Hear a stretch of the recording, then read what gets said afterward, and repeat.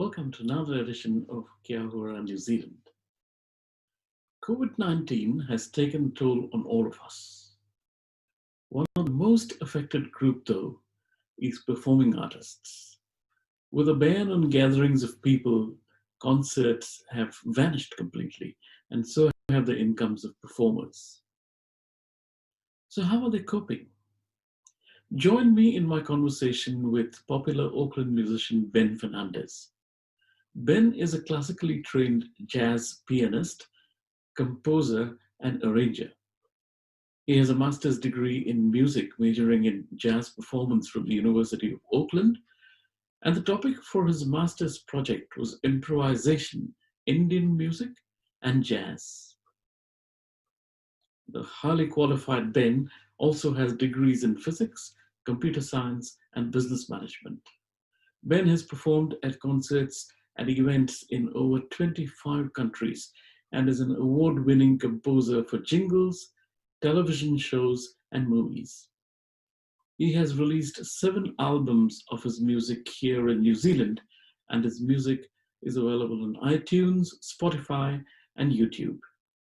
Ben is also an educator and conducts regular workshops on improvisation in New Zealand and overseas.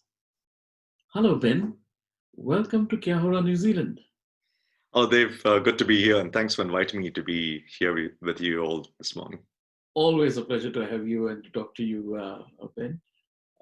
So how's it been in this lockdown? You know, you're an artist who is always up and about and playing for audiences everywhere from, restaurants and functions and, 6 weeks or so. Oh, I think it has been challenging and tough at the same time because, over the past few weeks, right from mid-March, we've seen all our gigs and in the process, our income just kind of just disappear just like that. And it's something that, we really couldn't have even imagined even a few days before that actually happened, that, such a scenario was possible. But I guess, we have to adapt to what's called the new normal, and move forward and chug along and think of different ways of doing things. So and yes, we have, of course, we've been locked down at home, but we do miss live performances, performing for people. But I've been doing stuff from home and performing concerts at home. What exactly have you been doing at home?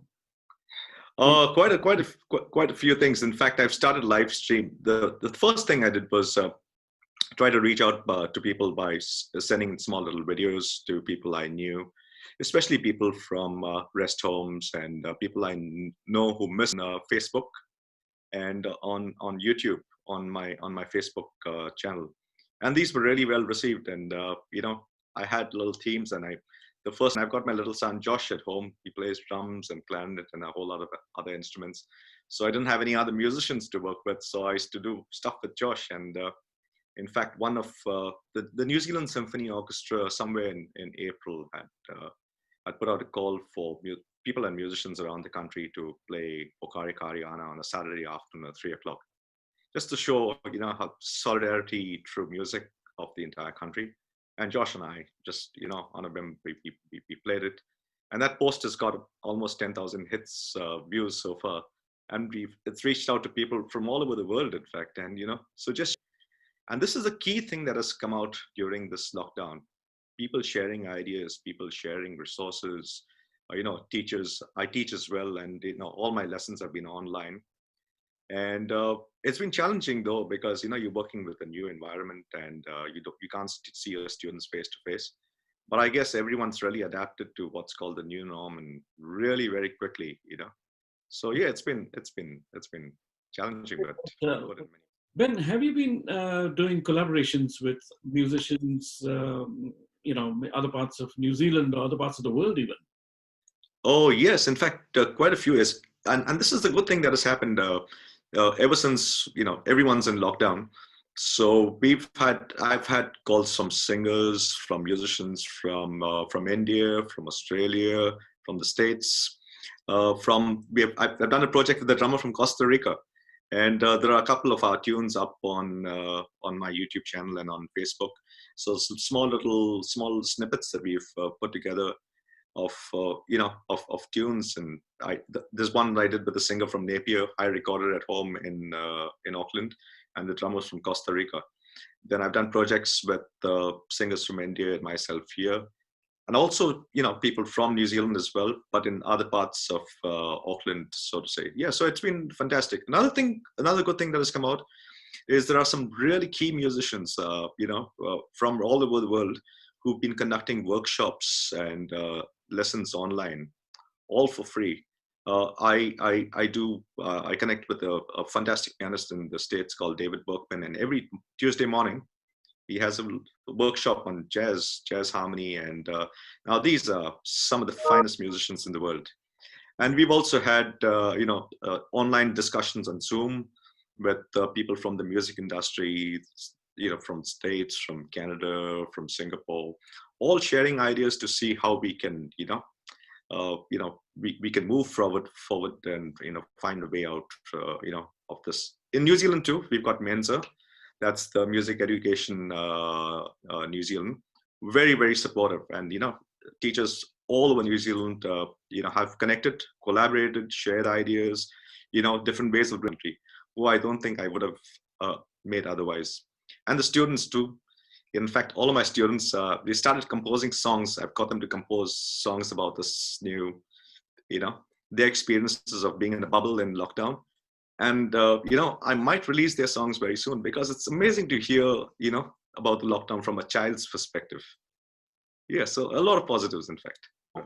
What COVID has really taught us, I guess, is, to lay the emphasis more on kindness and human values more than money and that sort of thing, So obviously you've been reaching out to a lot of hearts across the world, which brings me to the question, this working from home and doing online stuff and online gigs and stuff like that has taken your music to the corners of the world. Everyone can watch 10,000 Yes. people a day and Yes. that sort of thing. Yep. But Yep. that is not commensurate with what you could possibly earn, So there's that mismatch. Do you think that mismatch, is going to be addressed, and at some stage it's also going to be worthwhile money-wise for artists to work from home and produce their art and music and things? Yes, I think that's a very good question, Dave, because at the end of the day, we uh, especially musicians like myself depend on our incomes from gigs and performances. And I've been doing a little. Been doing some music production, composing songs for for little video films and snippets and online videos that people have put up. Music for church groups, and but the latest trend now is people performing live, and then they put in a link to a tip jar, or things like Patreon. I've been in touch with people around the world for links to various ways in which we can kind of earn revenue from our gigs. And increasingly now, musicians are getting getting paid for their performance, or they're charging for their performances online. People are doing workshops. People are sharing their ideas. People are doing a small little, kind of plans. They've got their own little plans in place depending on their skill set and what they have to offer to people. So I guess another thing that I've seen happening is online music performances for a specific party. For example, if you have a function at your home, I can still come in and perform at your function, but I can perform from my own home. So you have me on a little big screen and play. And yeah, so that's, in fact, recently I did one really fantastic performance, which was the first for me on Zoom, for the Celebration Choir. It's a choir in New Zealand, set up by Alison, who's a music therapist, and it helps people with brain damage and dementia. Music is a form of healing for them.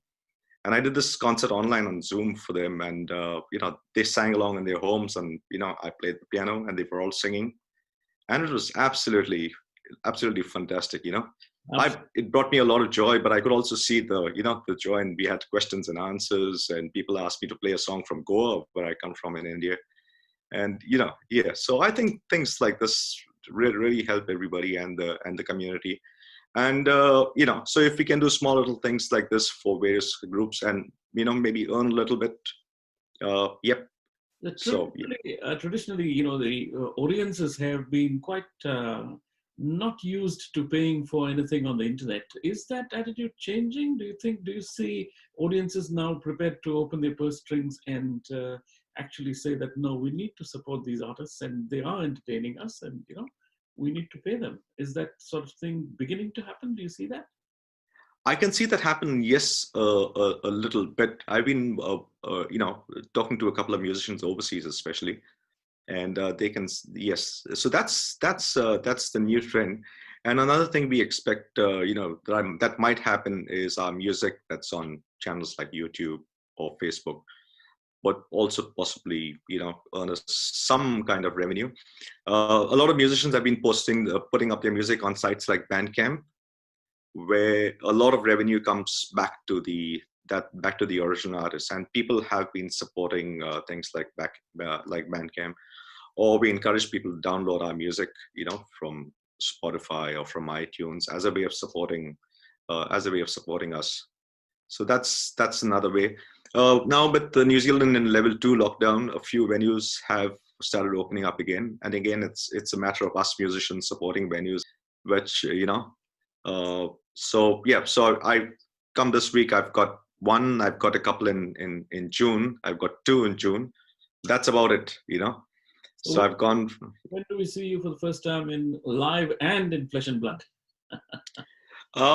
Yes, in fact, there was one that I did at this place called Bamboo Tiger. They're trying to make it a road in Auckland. And then I've got one at Botticelli's. That's a place in Takapuna on the 3rd of June. And that's with a singer called Verity Burgess, who's come back from the UK. So yeah, and also the jazz club, the Auckland Jazz and Blues Club, will be offering us a date very soon. So we'll be playing with the entire band there very soon. So hopefully, people follow guidelines and we all keep safe, and the country, slowly gets out of lockdown. Wonderful. Ben, can you play something for our Indian Weekend viewers today? Oh, sure. In fact, I'd probably play a little medley, but I'd like to start with a song called Ajib Dastan. And in fact, I performed it for the President of India, Dr. Pranab Mukherjee, visited New Zealand. And he called me to his table and he says, and the Governor General of New Zealand, Sir Jerry Madhapara, introduced me to him, and he said, "Oh, you're from India and you live here? Yes. Do you know any songs by Raj Kapoor?" I said, "Yes, I do." And he says, "Oh, do you know the song Ajib Dastan?" I said, "Yes, I do." And he said, "Okay, can you play it for me?" So I said, "Yeah." And so Sir Jerry said, "This was certainly a first, that someone, a head of state, has actually requested for a song." So I'd like to dedicate this to.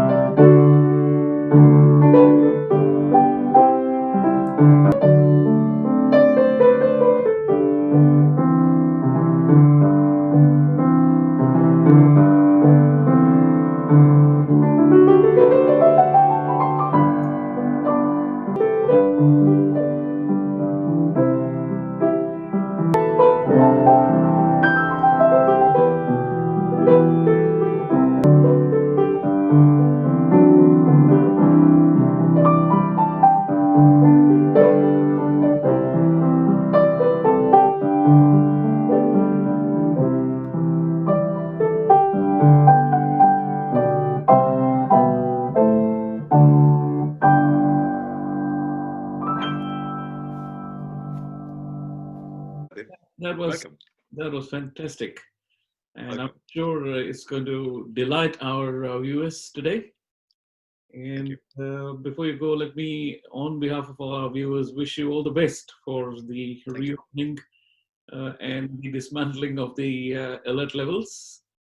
Yes, we hope so too. But I think at the same time, we're fortunate to be living in just a wonderful country where everyone's been so supportive, the government, the people, and let's all work together, and we'll there are tough times, but I'm sure we'll definitely get over this. Yeah.